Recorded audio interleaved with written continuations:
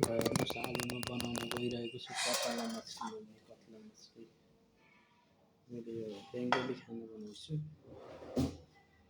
यसमा मैले थोरै हल्दी,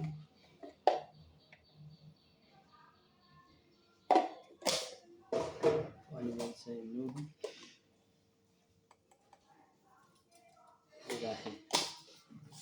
यसलाई चाहिँ अब मैले यतातिर चाहिँ कढाइमा चाहिँ गरेँ त।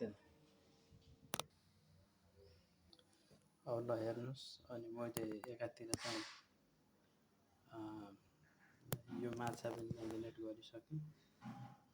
अर्कोतिर गएर चाहिँ हेर्नुहोस्, मैले एकातिर चाहिँ माछा पनि म्यारिनेट गरिसकेँ। थोड़े नून अनि बेसार राखेर हल्दी और नमक डाल के, और दूसरी तरफ मेरा ये तेल भी गर्म हो रहा है। इतना तेल में मेरा बनाना और फ्राई करना प्लस बनाने का योगदान होगा। और दूसरी तरफ मैंने हरा मिर्ची और लहसुन को काट के रखा है। हेर्न सक्नुहुन्छ मैले माछा चाहिँ फ्राई गरिरहेको छु।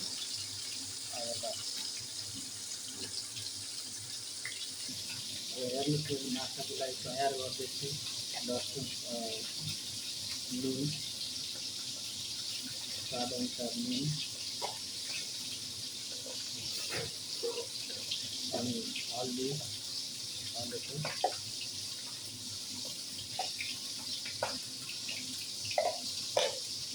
यति चाहिँ अनि रातो पिस्ता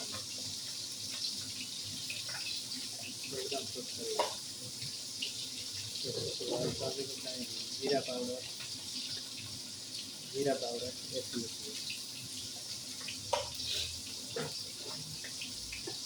अनि यो चाहिँ थोरै धनिया पाउडर पनि हो। यो राख्दा पनि हुन्छ, नराख्दा पनि हुन्छ। मैले कहिले काहीँ राख्छु, कहिले काहीँ राख्दिनँ।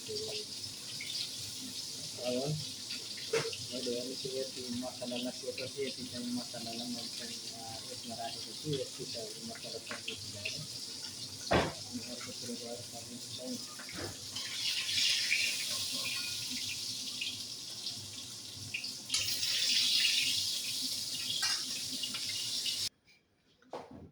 यसमा मैले यो काला जिरा पनि भनिन्छ यसलाई। अनि यो चाहिँ खास गरेर प्याजको चाहिँ बिजा हो।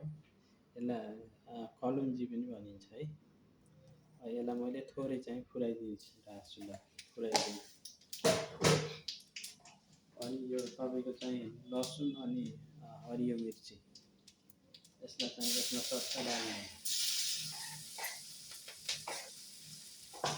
अब ल मैले चाहिँ यसलाई यति राखेँ। अब अनि मैले चाहिँ गरेको थोरै चाहिँ म्यारिनेट गरेको। यसलाई म्यारिनेट गर्दा पनि हुन्छ, नगर्दा पनि हुन्छ। यो मसलालाई यसलाई थोरै पाक्न दिनुहोस्। अनि गएर तपाईँको चाहिँ फेरि यसमा चाहिँ पानी राखिदिनुहोस्। अनि यो भयो। अब त्यही तेलमा ल हेर्नुहोस् यो मसला चाहिँ पाकिसक्यो। अब मैले यसमा चाहिँ पानी हाल्न गइरहेको छु। यसमा पानी हालेँ।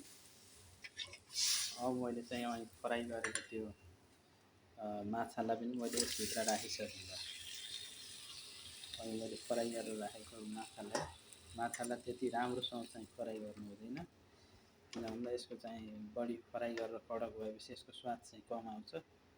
अनि हल्का रूपमा चाहिँ फ्राई गरेर अनि यसलाई चाहिँ यसमा पकाउनुहोस्। अनि अब उबाल्नुहोस्। अनि उबालिसकेपछि यसमा कमी भएको नुन, त्यसपछि गएर तपाईँको चाहिँ यति सर्सिङको तेल राखिदिनुहोस्। अनि त्यसपछि यो भयो, यसको चाहिँ प्रोसेस पुरा भयो।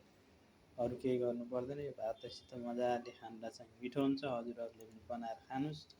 अनि हेर्नुहोस्, भन्नुहोस् अनि कमेन्ट गर्नुहोस् कस्तो लाग्यो। धन्यवाद छ। अनि तपाईँको चाहिँ यो बेङ्गोली खाना अन्तर्गत आउँछ।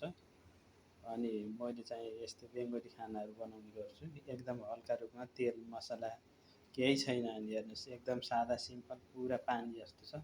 यो पाकिसकेपछि हल्का चाहिँ सेतो सेतो जस्तो हुन्छ। अहिले म तपाईँलाई चाहिँ पुरा देखाउनेछु।